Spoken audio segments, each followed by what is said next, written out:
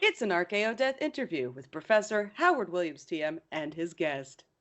Welcome, Archeo Deathlings. And if you didn't know, this is the incomparable. Is that the word? It is. You probably do have to do now a minute breakdown of any word I use. No, incomparable Michelle. just means nobody to compare to. That's all it means, or nothing to compare to. And that is neither an insult nor a compliment. That's the way I like them, because I like to be as ambiguous as possible. Hello, welcome everybody. We're going to be dealing with an interesting topic today: Victorian deathly nonsense. Because Michelle and I have been scheming about various ways we could do a collab. Is that the term the youth of today use? A collaboration in our social media enterprises, and there's so many bleeding hoaxes out there that I thought we could do Victorian ones, deathly ones, if possible. But I'm just really intrigued, because I struggle to think about the past in terms of right and wrong, and I'm very much a wishy-washy, middle of the roady kind of. Oh, I see a bit of grain of truth in that stuff. But I like this more demonstrative sort of no, it was all wrong type approach, because people do learn from that method, and I'm learning that maybe I've been a bit reticent in embracing the power of the debunk approach, because there's so much garbage out there, and you're quite soft compared to me. I immediately just come out and tell people, no, the Green Man is never real, and was never real. Was invented by Lady Raglan in 1939. Or I'll say something like, there is no ancient witch cult. That was made up by Margaret Murray. Or no, I Christmas want to believe in the Green Man. I don't we actually. all I only want do to that to believe. troll you. I don't give a toss about the But Green Man. as I say to people, who say things like, whenever we have this, we just passed Christmas, and so we always have this argument every year. Oh, it's Christmas pig. No, it's not. That idea came from two people specifically, one Victorian and one infamous fraudster, one whom you might know, Howard, Yolo Morganic, who made up a lot of crud. Oh And yes. oh yes, and he as somebody brilliantly put in my comments, Yolo Morganic walked so the Victorians could run, and That's probably, yeah. He was like a proto-Victorian shyster, wasn't he? He was a real oh sort of, yeah. hoaxer of the extreme. And yeah, I mean, there's so much nonsense, and people like to sort of blame it as just the Victorians, but actually it was the 19th century and the late 18th century too that was in on this, and it was this kind of many generations. And also, what I find really funny about the history of archaeology, and perhaps we'll get to this later, the very birth of the subject is 19th century, but it's based around the lie that they were doing something radically different from the antiquarians that came before. And I always teach my first years, actually, most of the 19th century was full of the same antiquarian garbage that was happening in the 18th century. It's just that they called it archaeology rather than antiquarianism, as a kind of rebrand, in the same way that Lou Binford did with archaeology in the 60s, calling it new archaeology, which I was thinking is like the all-new Popeye show, or one of these or Scooby-Doo Mystery Incorporated. You need to rebrand the same show, but you give it a new a new approach. So for me, it's all plus ça change, as they say. It's all about there's a bit of new method and stuff, but it's all people doing the same old nonsense. But it is a science now, and that is really what we're going to get into. Science. And well, you have things like geophys, right? That's science, and you have Yeah, I've got test tubes, a white coat. No, I don't wear a white coat now. I wish I did. I used to wear a white coat, but that was before I became an academic. I was a pharmaceutical control lab technician, quality control lab technician. I used to test deep heat rub to make sure that it wasn't going to take people's skin off. And boy, did it in hell. Were you really once a Victorian hoaxer, Howard? I was like the Frankenstein. I was in a lab, sort of trying to concoct new medicines, and it all went wrong. And Oh, then Frankenstein's earlier, 1818. That's true. I don't know. I was anyway. I'm in the mix there somewhere as one of the great fraudsters. But this is my new identity. I'm really 240, and I've just been through many lifetimes. I am the Doctor, after all. That's true. We're still waiting for your appearance on Doctor Who. Exactly. I need a cameo, don't I? Where they try to make them any long running show that tries to make itself desperately relevant by pulling in some social media influencer to liven up and then everyone goes, who was that guy? A couple of years later, they go, oh, he did a couple of TikToks that went viral. All right, I remember TikTok. Back in the Audies. Yeah, back in the days.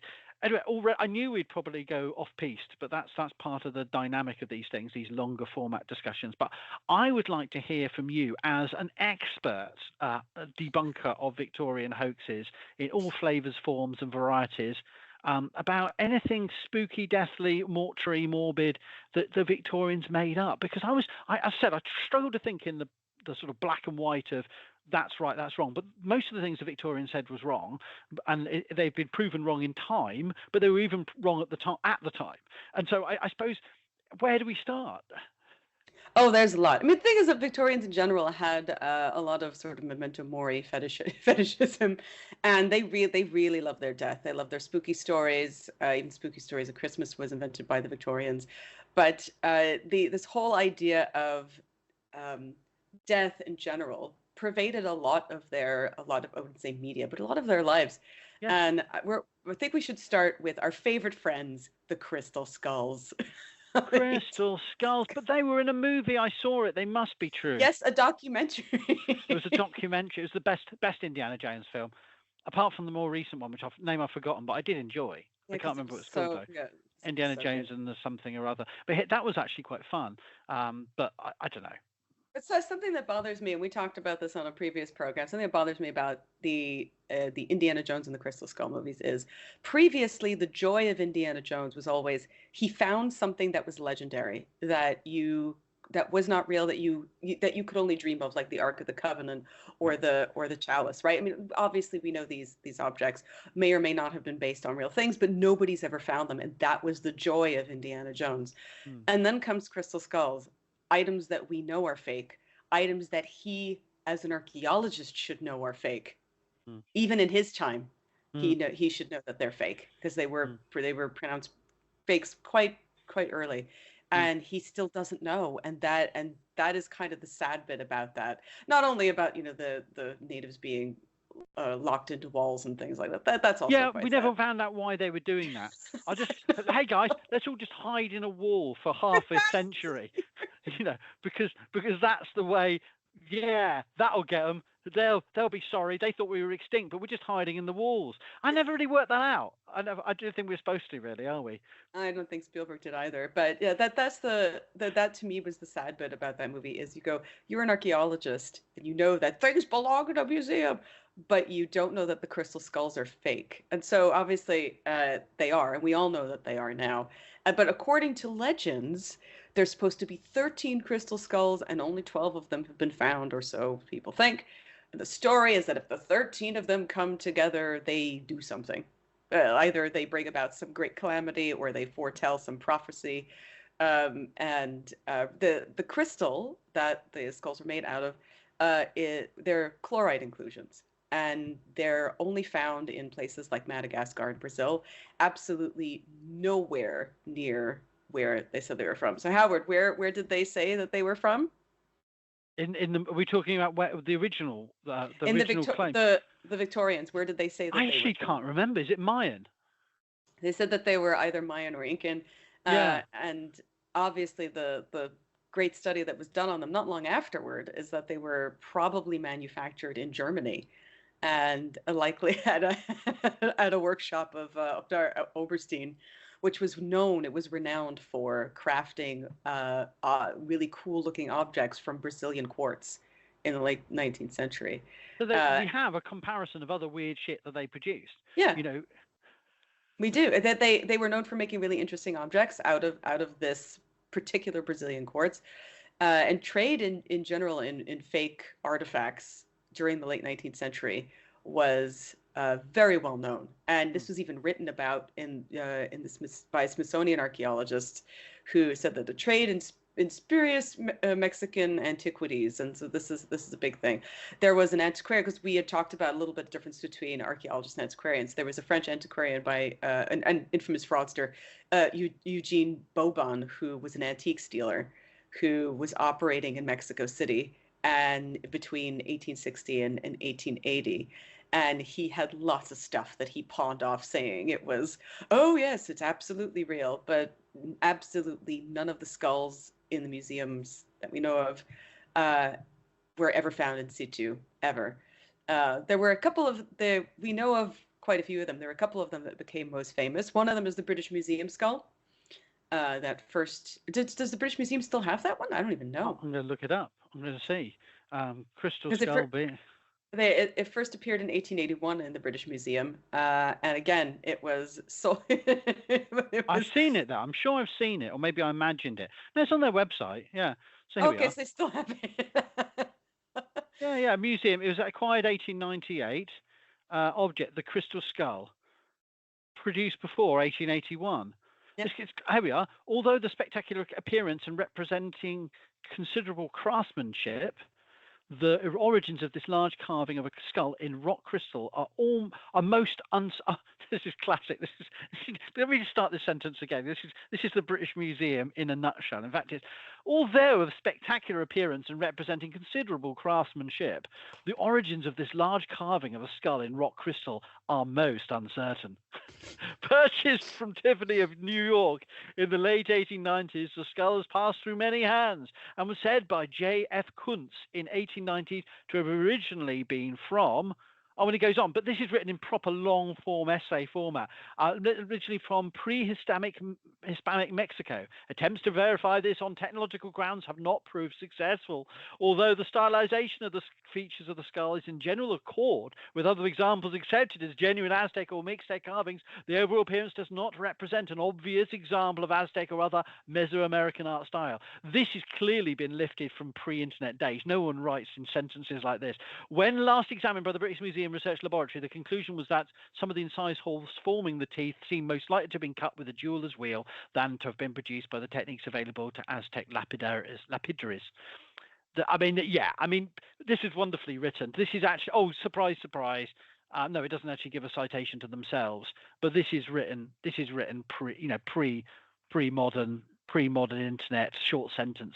Oh, well, that's the British Museum too. I remember when they finally did modern studies on the Lindo Man, and they had to admit that he was not killed and that he was not garroted and left in a bog, and not killed by druids, because they finally did studies on him versus the bog that he was found in, and discovered that he was not killed during druid times. And so when they wrote a whole thing exactly like that, saying, although we once thought this, we actually think this, but here is what and then it is literally a whole essay. It's a PDF that you can download to read about the Lindo Man. So I guess of course the British Museum's going to keep it because people will definitely want to see what all the fuss was about. There's also the Paris skull that was quite famous, also sold by fraudster Eugene Boban. And I think the most famous one though was the Mitchell Hedges skull, and that's the skull of doom. And that's the one this one, the story is just immense because Frederick Mitchell Hedges claimed that he acquired the skull, not found it, acquired the skull in a letter to his brother, and he said that it was pre-1800 BC. I don't know where he came up with that date. I don't think he just pulled it out of his hat. And that was it. He claimed to, and then he claimed later to have found it himself, and made up this completely mythical backstory for it. And then when he died, his daughter inherited it, Anna, and Anna claimed that she was the one who discovered the skull. And she claimed that it could cause visions and cure diseases. And she was told that that some Aztec person had cursed it and killed somebody with it. Again, don't know where she got the story. Sounds convincing to me. Yeah, no smoke without fire. It must have happened. Trust me, bro. we have that's the ancient equivalent of trust me, bro. Then there's the Smithsonian skull that just randomly appeared in 1992 and was sent to them anonymously, probably again to be verified and studied. Again, claiming to be an Aztec object by the donor, and it was said to have come from the collection of Mexican General Mr. Diaz. Again, we don't know if that's true. It was just sent that way. But obviously there, and so now that one is not at the Smithsonian, but it's at the Museum of Natural History, and it is displayed as a modern fake. And it was research carried out in 1967 that was conclusive, saying that obviously it was all made by jewelers' material. Yeah. It's real. But I wish the British Museum just had at the top of that page fake. Yeah. And then an essay, because people are not gonna You know, this No, no, is you know what? I appreciate that because it makes them read. It makes them read. We well, need that. I suppose that is true, but I just meant that the fact that I can do a minute long video and people go, hang on, what are you saying? It's not real. I said, if you got past the first sentence, which was the joke, then you would know, But people go, what are you trying to say? What are you trying to say? And I said, I get to it in 55 seconds, maybe, So I don't know, maybe. I like the idea of just saying fake hoax because at least then you get there, up front. Although, well, these are all hoaxes. This is my Yeah. style, say. So our next is our favorite friend, the Cardiff Giant, who So he's not from Cardiff after all. no. So here's the thing: is he's not from either Cardiff, and a lot of people, I think, mistakenly think he was found somewhere in Wales. Definitely was because you said it. No, he was his There can't be more card. than one Cardiff. Americans have never gone around making Oh, never, proposing English and Welsh names on never, colonial landscapes. Never never. happened. New York never happened. No, not at all. Exactly. It's the new Cardiff Giant. Yeah, the rebranding. The all He new, needs to be back. The all new Cardiff like Giant. Scooby Doo or Popeye or Under new management. yeah. So he showed up in 1869, Oh and he yeah. was discovered. For those who are listening, I'm doing air quotes. He was discovered by some workers digging a well behind the barn of a man named William Newell, and the petrified man, in air quotes. I'm just looking at What? the picture now. I think I looked at this Oh, years ago, and honestly, my God, it's so rubbish. Go on, sorry, I interrupted. Sorry. He, I mean, they say is a petrified man. He's 10 foot tall and about 3,000 pounds. And the excavation soon became an attraction site, which immediately should tip you off because if it's a real excavation, they don't let anybody. Yeah. They don't let anybody on for fear that you'll step in the archaeology. But the giant is essentially lying down. He has a kind of semi-realistic face, but his ribs look like Pez candy, and it really just looks like somebody buried a terribly done half done statue. And it was a commission by a man named George Hull, who got into an argument with a reverend that he hated, because this is around the time where Darwin was becoming popular, etc. And so the reverend, who was Methodist, said that the Bible should be taken literally. This is also really when Bible literalism started. A lot of the time, people think that, people in the Middle Ages, people took the Bible literally, but they really didn't. It wasn't like that in the Middle Ages. No, it's only in the internet age. I mean, in the 19th century. It's true. It really is only then, really quote unquote modern times, where this whole idea of literalism sort of took off. And so this reverend was a literalist, and Mr. George Hull was an atheist and didn't like that. And he very much believed in what Darwin was saying. And the Reverend apparently said the phrase, there were giants in the earth in those days. And so George Hull took it literally, and he went, all right, I'm going to play this man.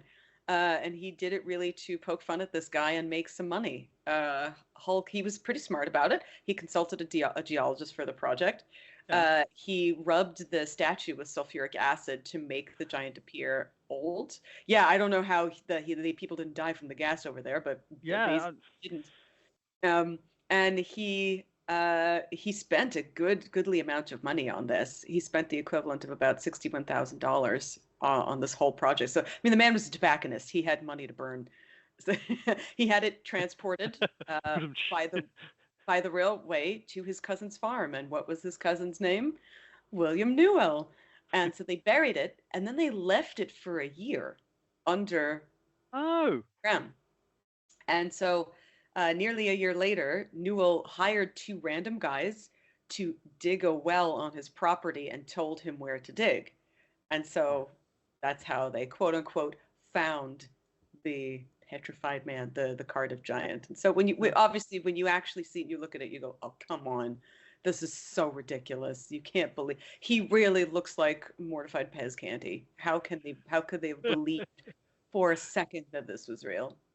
But anybody who saw it knew it was a hoax immediately. But Hull came out very quickly and said, "Oh yeah, I did it. I did it to smoke this guy," but he made money off it. He actually made money. So the thing is, good job. you mock me But if someone said they found this amazing thing, even if I didn't believe it, you still want to go and have a look in the days before the internet, don't you? Like I do click occasionally on nonsense stories, even though I know they're nonsense. It's not, the fact that you're engaging with it doesn't mean you're a complete mug.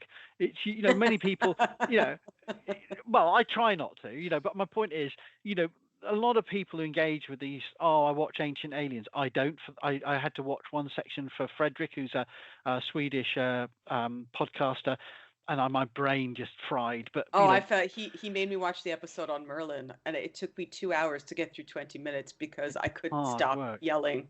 It was so bad. But my point is, I understand. I'm forgiving of people who engage with this stuff, and just to go, oh, that's interesting. It's intriguing, the idea of the attention and just watching the phenomenon. It's like some of these celebrity stars, the people who follow their little spats and who they're breaking up with and what they're getting into arguments in bars with. I don't really care. I know they're real in this case, but I'm just intrigued by what's going on and that everyone else is talking about it. So I understand the dynamics at play, but honestly, it's so bad, isn't it? It just doesn't even look. It must have been bad at the time. They must have known. But, oh yeah, anybody who actually really really knew.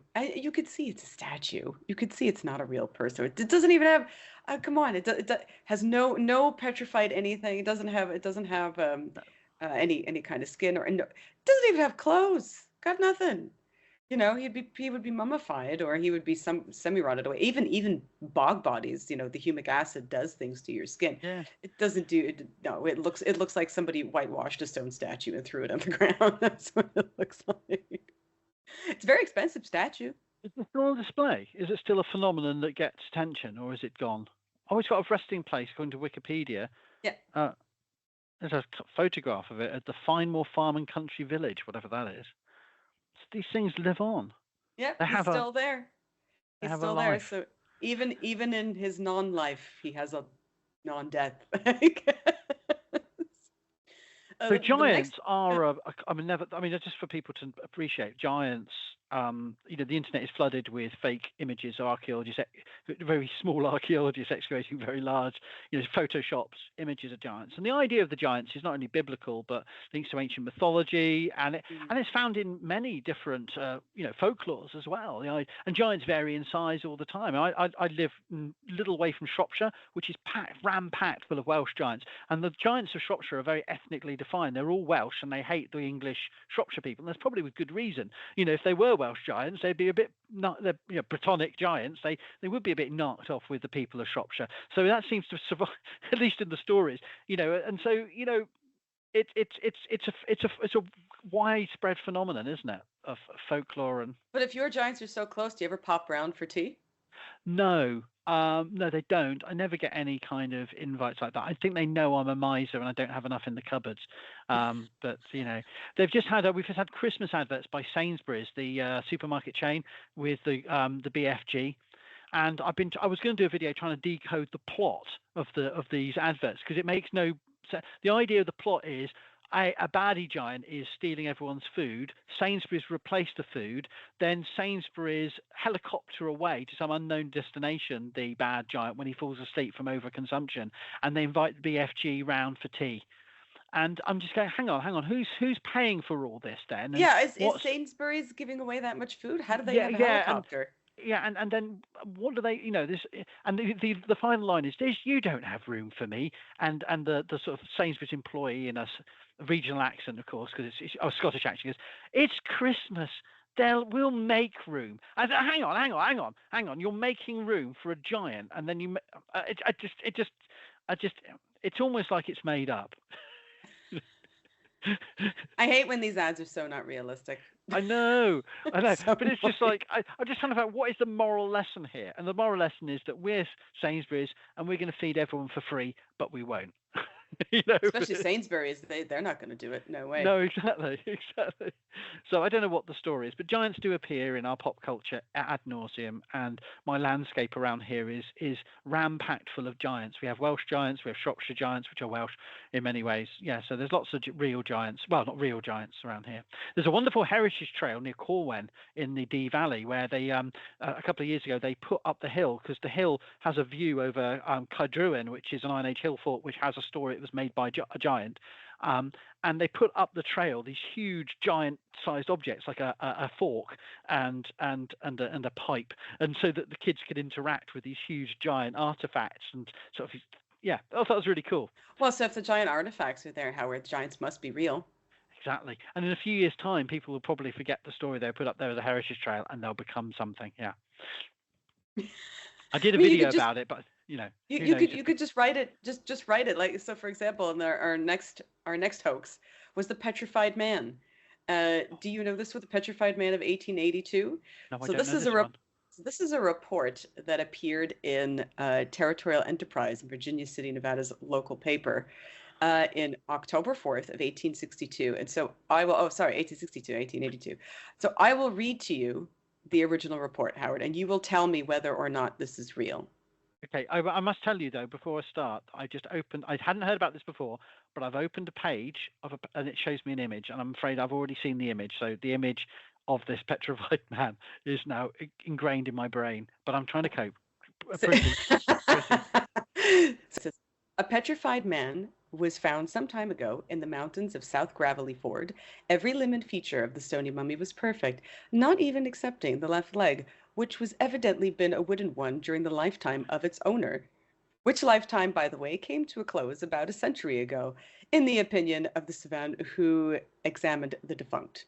The body was in a sitting posture and leaning against a huge mass of croppings. The attitude was pensive, the right thumb resting against the side of the nose, the left thumb partially supported on the chin, the forefinger pressing the inner corner of the left eye and drawing it partially open. The right eye was closed and the fingers of the right hand spread apart. Howard, what is wrong with this picture? I mean, how does that happen? How do you get frozen in that posture?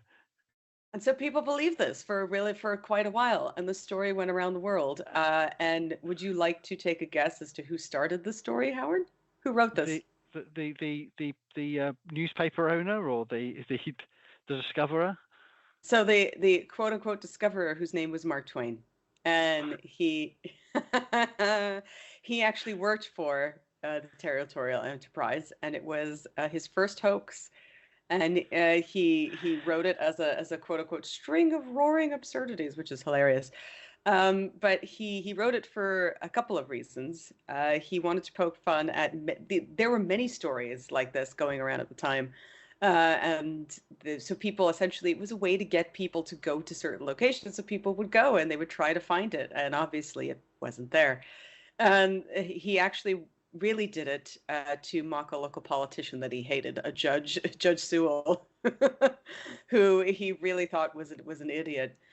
And he said he had had a falling out with this guy, and he was a coroner of justice of the peace, and he thought he really wanted to rile him up, and so he came up with this completely ridiculous story, and for months this went on, and people believe this.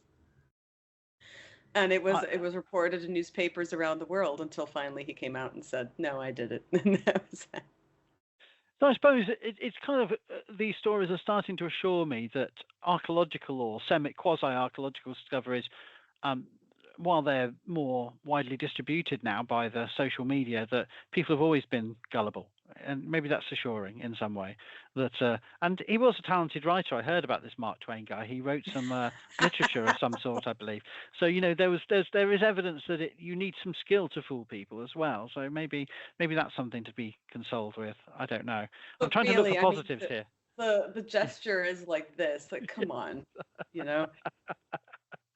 How did people ever think that was true? I mean, props to him for finding somebody to illustrate the gesture and show it in the paper. But how did people and the people not think... looking at it, illustration of the petrified man from 1882, and it's just like the people going, oh, Yeah, it's ridiculous. But yeah, they actually did have somebody make a depiction of it. So people went to look for it. They did try to find, obviously it's never existed, not real. Not even a fake one was made. So they just kind of left it there. The last one that I have for you of our deathly nonsense is our good friend, the Calaveras skull, which I Yeah, which I think you know quite a lot about. The skull was discovered in 1866, and it was found by miners inside of Bald Mountain in Calaveras County, and that's why it's called the Calaveras Skull. Skull was located around 130 feet below the surface, in a layer of lava inside the mountain. That's how deep it was. It was pretty deep. The owner of the mine was a man named James Madison. He gave the skull to a merchant who gave it to a physician who passed it on to a man named J.D. Whitney, who was a professor of geology at Harvard. And Whitney, who was not an anthropologist or an archaeologist, he was a geologist, determined that the skull belonged to the Pliocene age, which is over 2 million years ago. How he determined this? Just by going, yes, I think this is very old. I have no idea where he came up with this number. I don't think anybody knows. Sounds good But though. Sounds convincing. From times immemorial, from ancient times. It's earlier than I thought, to be honest, Michelle. I got it into my head this was comparable date to Piltdown Man, but I haven't looked at this for ages, to be honest with you. But it is 1866 discovery. So yeah, I kind of, and then spilling out over the subsequent years. I must admit, in my mind, it was 1900s. I don't know. is it Piltdown Mountain is 1910, I think, right? Yeah, something around Yeah, there. and Yeah, yeah, that's why I didn't include him on this list because we were yeah. talking about Victorian hoaxes. So I think he's a little bit later. Yeah, but this is 1866. It's actually quite early. And so a year before this skull got into J.D. Whitney's hands, he published his ideas on the fact that humans and mastodons and mammoths were all together at the same time. So I mean, humans were around with them, and we were possibly even the reason that mastodons died out. Yeah, But yeah. how Whitney thought that finding the skull was going to prove that when no mastodon or mammoth bones were found with the skull, I have no idea. But it's almost We're like you can be right by accident, can't you? In so many times, and this is a good example of that. Is that you can be these characters, these they're creating narratives that end up becoming true. It doesn't mean they had any vision or any. You can a clock stop twice a year, or twice a day. It's accurate. A clock. A stop clock is accurate twice a day, or is today. right twice a There day. you go. That's what I meant. But my point is that you have I've even come up loggerheads against some of my medievalist colleagues who have made a big thing about mocking a politician for getting something wrong. And I say, well, they don't know that they're right. They don't know that they're right, but they are actually righter than you are by trying to debunk them because they may be an idiot, but you're debunking something that doesn't need debunking because it's ridiculous. But actually, they're closer to accuracy than your attempt to debunk it. So I found myself sort of thinking, sometimes people just come up with random shit that happens to end up being, not right, but, on the right lines.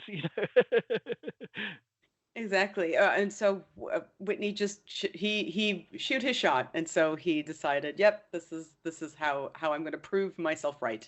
The skull then went to the hands of a man named Dr. Jones, not that one, who sent the skull for a survey. And after examining it, Whitney actually decided to interview the people who found it, and he interviewed the owner of the mine and the person who found it, and just to find out where it was. And then, as they were, even though he decided to believe them, the answers they were giving were not exactly lining up with things. So 3 years later, in 1869, the San Francisco Evening Bulletin reported that a miner had told a minister that the skull was planted as a practical joke against Whitney. And it was actually the more scientific part of this is that Thomas Wilson of Harvard did a fluorine analysis on the skull, which was the first one that was ever done on human bone.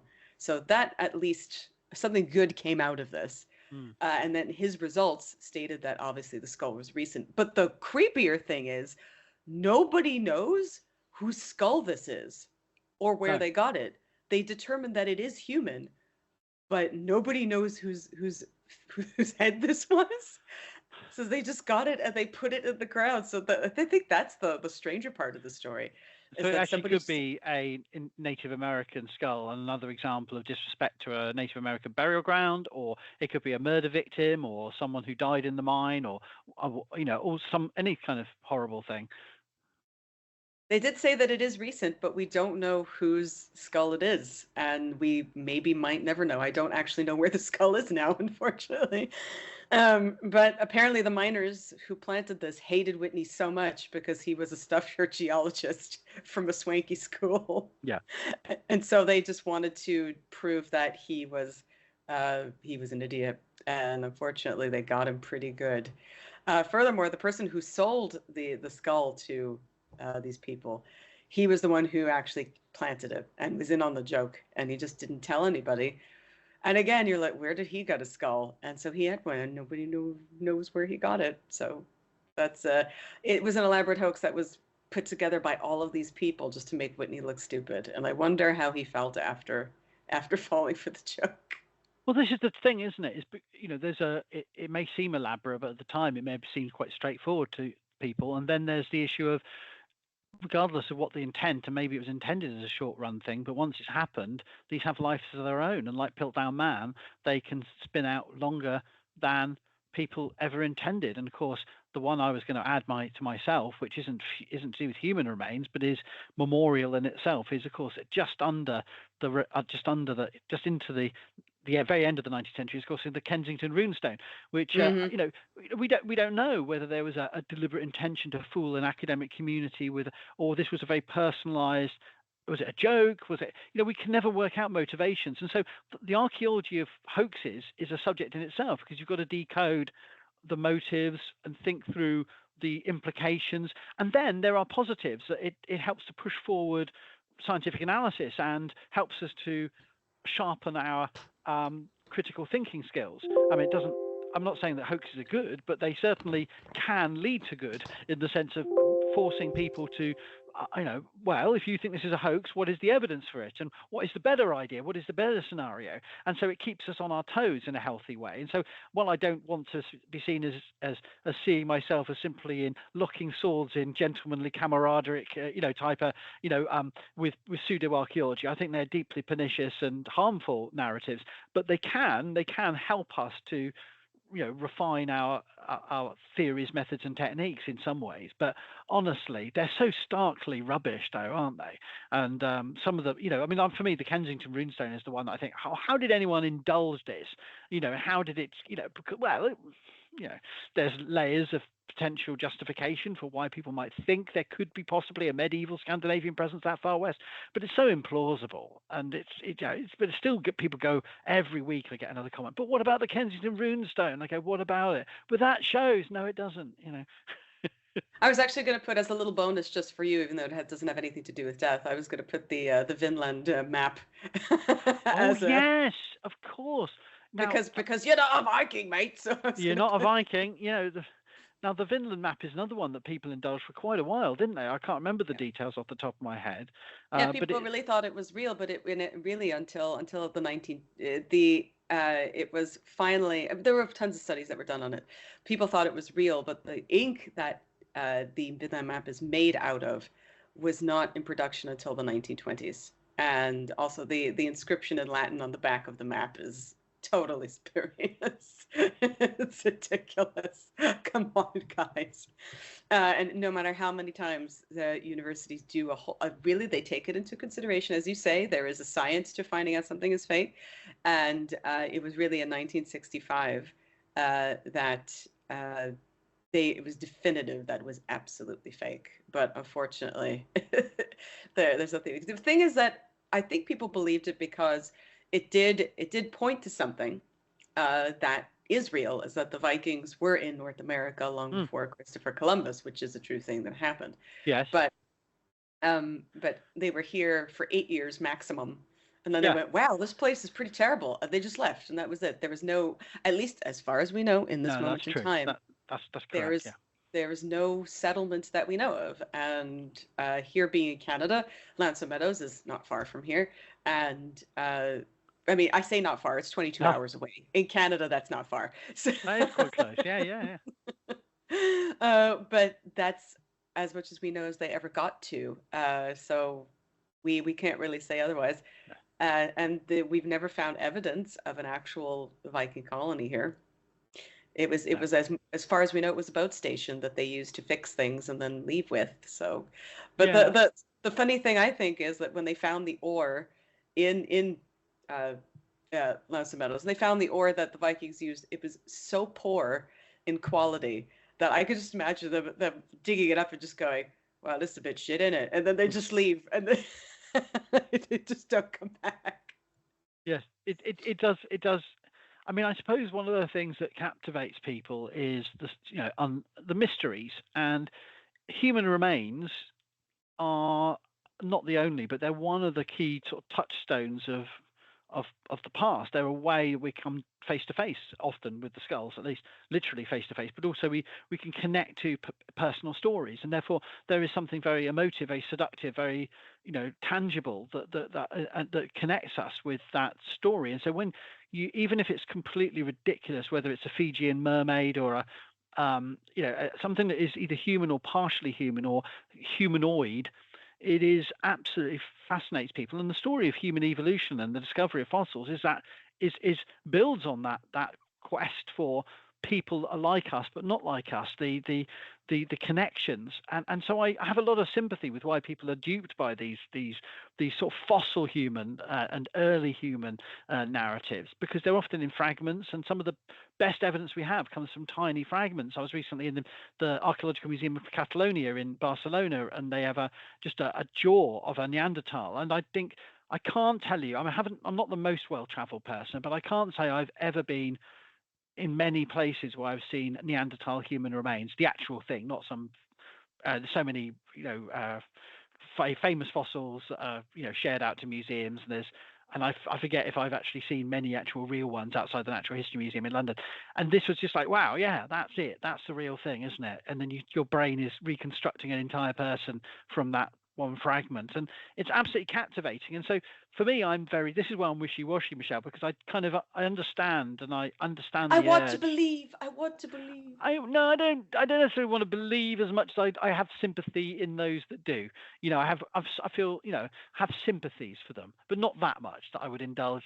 Although I am a softie face to face, is that I spend many a train journey, taxi journey, listening to someone go, "Oh, you're an archaeologist, I watched this Graham Hancock show, and the pyramids are Oh made of no. paper mache, and and did you know that they've got Peruvian massive like hummingbirds on the desert that would fly around?" And I guess I just whatever they're talking about, I just go, yeah, it's interesting stuff, isn't it? But I look at well, I can tell you, but they don't want to listen to anything I can tell. They're not like, "Oh wow, I'm next to a professor of archaeology, I can ask him what is something really cool." They just want to go, "Yeah, I'll tell you what I saw on TV," and I go, yeah, right, thanks.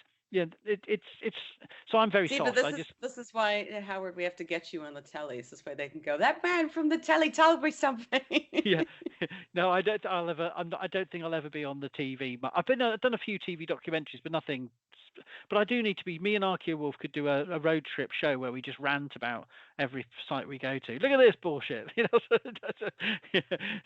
But I mean, I think talking to people, face to face, I'm very gentle. But for the online culture, you have to be quite demonstrative and say, "No, I'm sorry, we don't have evidence. I'm not indulging this because this is actually really a pernicious narrative." And so I do understand that, but equally, I have a part of me does go, I understand I why you'd I want it to be debunk I that. debunk a lot of stuff on my channel, but no one ever listens anyway. But recently, the one that people really pushed back on is not necessarily the Victorian one, which you would think a lot of more people do because it's quite recent history. But the one that people pushed back on the most was the fact that people lived beyond 35 in the Middle Ages. And it is an absolute lie that we didn't have old people. We absolutely did. The average Yes, age was 35 because the infant mortality rate was so high. And yes, so, people absolutely will not believe this no matter. I'm like, we have so many people throughout history who live to old age that it's ridiculous to think that, look how many Roman emperors made it to their 70s, It's ridiculous to think that you think everybody who lived only made it to 35. Who raised the babies then? Who yeah. taught people craftsmanship? It just didn't make any sense. Life It, wouldn't continue if people only lived to 35. yeah. Well, let me teach you a craft. Oh, yeah. It's like, well, Yeah, pretty much. Yeah, who's exactly. You're gonna yeah. teach like 5-year-olds to be blacksmiths, and then they're gonna pass that on to other 5-year-olds. It just doesn't, No. it doesn't make any sense, really. not only that, but I mean, people are looking at this from, or I get people say that, oh, it was only poor people. Actually, we have a lot of rich people who write about losing their children, or we have portraits of people who, especially 16, 1700s, where they painted their dead babies as a sort of a honorary. We have, portraits of children in swaddling cloths, and the kids were dead by the time that they were Oh painted. yeah. But it was a way to remember them. And so, this idea that, well, rich people didn't have kids who died is also not true at all. Um, So what do you? I mean, I must admit, I'm uncovering new mythologies all the time. New, not hoaxes, but new misunderstandings of the past. And sometimes I'm realizing some of them do go back to the Victorian age. I just hadn't noticed them before. I don't know. like what? Well, I'm obviously I did my doctoral thesis on early Anglo-Saxon period cremation, so sort of 5th to 6th, early 7th century cremation practices in East England. And I've just edited a book with Dr. Femke Lippok of Leiden University on cremation across the early medieval northwest Europe. So we look at the archaeological evidence behind the stories. So actually, that book is missing. Actually, there's a couple of chapters it's missing, but that's true of all edited collections. Is we don't have someone who does a synthesis of all the literature and the historical references, including obviously Beowulf, including the Norse mythology, but it gets referenced in different places. But for me, I hadn't realised until 4 days ago that there's a whole subgenre of late medieval England, hey nonny nonny, people in the merry men of Sherwood Yeah, cremate Mary their England. dead. Yeah. They cremate their dead. So I didn't realize. So what I've just found out is that the new version of Robin Hood has a cremation in it. Then I've realised that I just literally watched it last night for the first time, that the Russell Crowe, Ridley Scott version of Robin Hood has a cremation in it. Do I now need to look? Do I want to look? Should I open that Pandora's Yes. box of Yes, you cremation? should. Where the hell does this come from? Why do people think that in the 12th, early 13th century, the peasant Saxon folk of England are pagan and cremating the dead? Do I want to know, Michelle? I don't know if I want to know. Well, it's not that they were pagan. There's actually, I could put you to a wonderful study that was done by Professor Ronald Hutton. He did a book called Merry England, or rather, I should say, The Rise and Fall of Merry England, in which he talks about all of this and how it wasn't necessarily pagan time, but it had to do with certain church rules that were made and unrelaxed, etc. And so, because of that, it was more of a quote unquote merry or freeing time. And so we get a lot of things like May Day festivals started during that time. And again, it had nothing to do with paganism. That It time was being very late medieval into the early modern. yeah, around, I think the starting years he puts is 1290 something. I can't remember the date that he says exactly. Okay. Yeah. But yeah, essentially the 1290 something to the early modern period is the quote unquote the rise and fall of Merry England, and it had to do with church laws. At least part of it was to do with church laws, and how. So, for example, you talk about Robin Hood. Robin Hood originally started as a villain. And he originally started as somebody who was a figure of fun, who would kill priests and things like that. And so audiences were meant to go, boo, and then give money, donate to the church. And so a lot of these sort of plays and traditions started around this time where they would have a character that the audience would lock up with. And then they would donate to the church at the end of it. So the church would start to fund these kind of, I don't want to say the word, but pagan-esque looking things. Yeah. But it wasn't. It was just kind of like a masquerade or a play that they would put on. And obviously for certain things. So we have all kinds of things like this, and we have St. Nicholas plays of Paradise, that the church all starts to, obviously in different regions in different countries, and the church starts to not necessarily fund but allow. And they realize, ooh, we can get money this way, and we can make a fun thing, and so that's why they do it. I can't speak to the cremations. That's all No, you. that's the bit I'm missing, and I wonder whether I have to go back to read Sir Walter Scott and Ivanhoe and Oh see no, if there's, no, have they? no. Don't read Sir Walter Scott, because my God, the amount of lies that man put in his books. But that's what I mean. Is I hadn't clocked that cremation, and that's a whole research project in itself. All I'm going to do is a blog post about the Ridley Scott movie and then the new TV show. And the problem is, I'll have to pay to watch the new crap. People should be paying me to watch this crap, but I'm going to have to pay per episode on Amazon Prime to watch this, just to go, that was rubbish. But the first episode's got Sean Bean as the Sheriff of Nottingham. I mean, he's such a great bad guy. I believe him. Is he dead? He goes, well, the Normans invaded and we took over and you just lost your land. And I go, yeah, that sounds reasonable. That sounds reasonable, Sean. I'm with you. I'm with the Sheriff of Nottingham. Screw the Saxons. Normans all the way. I think, hang on. No, he's supposed to be the bad guy. This is so rubbish. But anyway, I might do a blog later on. But I'm for this But discussion. Howard, was there really a sheriff of Nottingham? I don't know. Was there? Probably not. Yeah, there was, but obviously There probably was was. no, Yeah. there was no Robin Hood. And he No. was Alan Rickman, but now he's Potter. No, but yeah, it's really good stuff though, isn't it? And it's intriguing. And I suppose the lesson we learn is that people are always gullible, and always people are willing to hoodwink you about the past, I suppose. And we've always got to be vigilant. Somebody bought me this book. Somebody bought me this book for the Christmas. It was written in 2012, so long before AI garbage started coming in. And so I've been going through and fact checking it because I don't believe in fun. I believe in truth. And so part of it is actually not bad. Not bad. It got everything on Christmas right. There's a couple of archaeological things that got right, but obviously it's got some weird facts. As this one says, it took 30 million hours for Stonehenge workers to build Stonehenge. We do not know that, but But it also falls prey to a lot of Victorian hoaxes. And one of the big ones that it talks about that it gets wrong is the Iron Maiden. And oh yes, the Iron Maiden and the Pair of Anguish, which are both hoaxes. They are not medieval instruments. They never existed in the medieval era. They were completely made up by the Victorians. But this book says that they were medieval. So, even things like this can get it wrong. We could all be hoodwinked. None of us are above being duped, and we've just got to be honest and admit when we get things wrong, and we all learn. And as a collective endeavour is the way I put it. But I just want to thank you, Michelle, for sharing those fascinating Victorian hoaxes, and I'm sure there's many more we can explore. Oh, there's so many more. Oh, there's so many. I just picked the ones that had to do with death.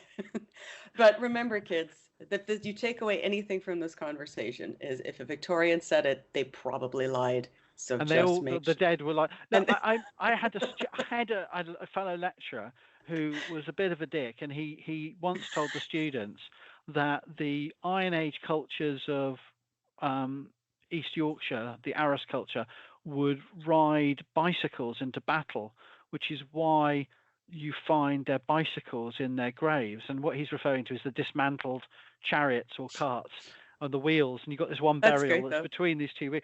And he did it as a joke, but of course he got a student essay back with, and of course the bicycles, because this is the day before students they didn't, anyway. And I just thought, you shouldn't even joke, man. And he goes, yeah, but there was the time that I told people that the Neanderthals distribution, the range of Neanderthal fossils is very similar to the extent of the Roman Empire under Trajan. And I said, you didn't, did you? And I got an essay back saying, yes, incidentally, the distribution of Neanderthal. Don't say this; it'll only come back. So a joke is a joke, but sometimes the jokes become hoaxes, and that's where it goes. That's where it turns ugly. And years later, people go, "Oh, you're the guy that thought this." No, it was a joke, honest. There was recently a statue that was being a statue of, I think it was like of sexy Squidward that's being sunk into the sea, and so all the titles are to fool archaeologists. And my immediate comment on all these things was, no, because there's a record of it. Yeah. How stupid do they? And then I realized what you said. I'm like, no, someone's going to believe that it's old. I mean, there was a case about I think Mark was talking about it a few years ago about the stone circle that was discovered by archaeologists in northern Scotland that was only like 10 years or 20 years old, and that someone had done it as a modern pagan place of worship with own good intentions, and it just became archaeology. And it was archaeology. It is real archaeology, but it's archaeology of the late 20th century, not archaeology of the Bronze Age or whatever. So remember, kids, the crystal skulls are artifacts, but they're artifacts of Germany. Yes, exactly. Like the Kensington runestone is a fascinating example of end of the 19th century, early 20th century Scandinavian settlers in the American Midwest wanting to define their identity and past. It's archaeology, but of the Victorian age. But thank you so much, Michelle. We should put this on YouTube, and I hope people will subscribe to your wonderful channel and and stay for more, where we're going to be doing, I'm sure, other exciting conversations and debates about all things nonsense and all things archaeological. But thank you so much.